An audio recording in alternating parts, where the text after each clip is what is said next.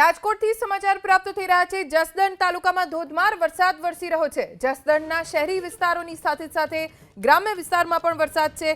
નવા bus station road, ચિતલિયા કુવા road વિસ્તારમાં પણ વરસાદ છે।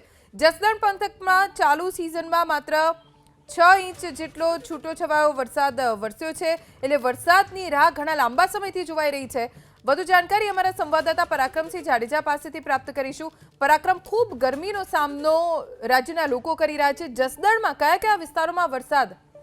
ચોક્કસ જસદણ શહેર આસપાસના ગ્રામ્ય વિસ્તાર અને વિછિયા પંથકની અંદર વરસાદ છે, પરંતુ જિલ્લામાં સૌથી ઓછો વરસાદ જસદણ, વિછિયા, ચોટીલા આ જે વિસ્તાર આખો આવેલો છે ત્યાં સૌથી ઓછો વરસાદ છે અને જેના કારણે ખેડૂતો ઘણા સમયથી ચિંતિત હતા। અત્યારે જે વરસાદ આવ્યો છે, અડધો ઇંચ કે પોણો ઇંચ જેટલો વરસાદ આવ્યો છે। થોડું કપાસ, મગફળી અને અન્ય પાકોને થોડુંક જીવતદાન મળ્યું છે, પરંતુ સૌથી ઓછો વરસાદ રાજકોટ જિલ્લાની અંદર જસદણ અને આસપાસના જે ગ્રામ્ય વિસ્તાર છે ત્યાં સૌથી ઓછો વરસાદ છે।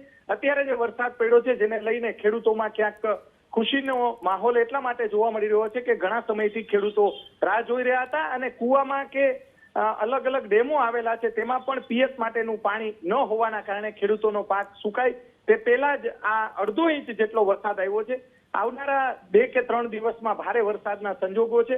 જો ભારે વરસાદ પડે તો સમગ્ર જિલ્લા અને સમગ્ર સૌરાષ્ટ્રના કપાસ, મગફળી કે અન્ય જે પાકો છે, ખરીફ પાકો છે, તેને ફાયદો થઈ શકે તેમ છે। જી, આભાર પરાક્રમ, જાણકારી આપવા માટે।